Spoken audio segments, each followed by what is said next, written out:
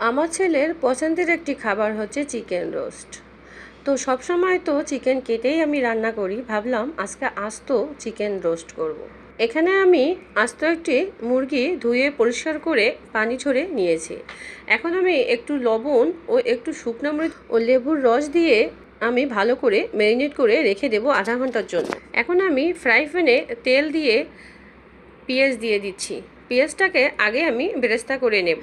পেঁয়াজ বেরেস্তাগুলো এখন আমি একটা বাটিতে উঠিয়ে নিচ্ছি। এরপর আমি ওই তেলেতে চিকেনটা দিয়ে দিচ্ছি। চিকেনটা ভালো করে এপিট ওপিট করে আমি ভালো করে ভেজে নেব। আমি পাগুলো সুতা দিয়ে একটু বেঁধে দিয়েছি যাতে চিকেনটা চারপাশে ছড়িয়ে নেওয়া যায়, চিকেনটার শেপটা ভালো থাকে। এখন আমি ওই ভাজা তেলে এখানে পেঁয়াজ দিলাম।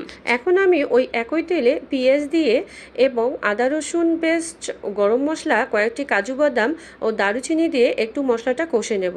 তারপর রাঁধুনি রোস্টের মশলা ও হচ্ছে একটু তরল দুধ ভালোভাবে মিশিয়ে নিয়ে সেই মিশ্রণটা আমি ওখানে পেঁয়াজে দিলাম এবং মশলাটা ভালোভাবে কষিয়ে নিলাম।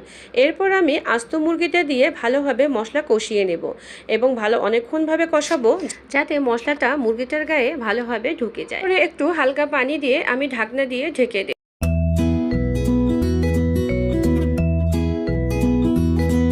এবং নামানোর কয়েক মিনিট আগে আমি একটু ঘি দিয়ে নিলাম।